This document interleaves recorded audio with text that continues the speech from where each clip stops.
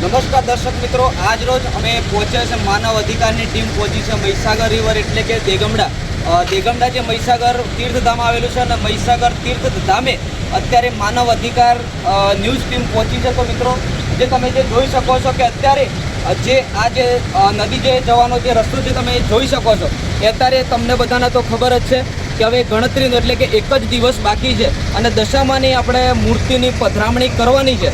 તો અત્યારે જે તમે જે જોઈ શકો છો કે અત્યારે જે આ જે રસ્તો છે જે કે નદી જવાનો જે રસ્તો છે અત્યારે ગંભીર હાલતમાં છે અને લગભગ 6 થી 7 મહિના સુધી લગભગ આ આગળ મોટા મોટા પથ્થર અને જે ઝાડવા આગળ મૂકેલા છે।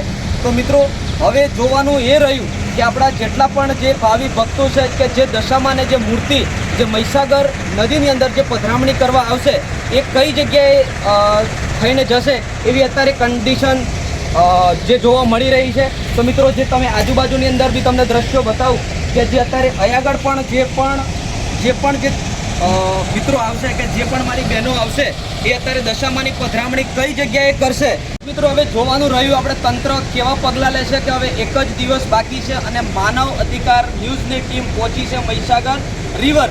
તો મિત્રો જે તમે જે જોઈ શકો છો કે આજુબાજુની અંદર કોઈ પણ જાતનો કે પગથી પણ ચલાય એવો કોઈ પણ જાતનો કોઈ રસ્તો નથી અને જે મેન જે રસ્તો આવેલો છે તે અત્યારે બ્લોક એટલે કે ઘણા સમયથી આ બ્લોક કરવામાં આવેલો છે। તો આજ રોજ અમે પહોંચ્યા છીએ મહીસાગર નદી જ્યાં આગળ મહીસાગર તીર્થધામ નું પણ જે નામ છે અને મહીસાગર મંદિર પણ અહીં આગળ આવેલું છે।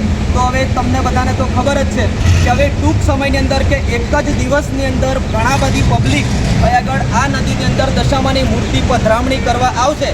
તો કઈ જગ્યાએ થઈને આવશે અને કઈ જગ્યાએ પધરામણી કરવા જશે એ હવે જોવાનું રહ્યું।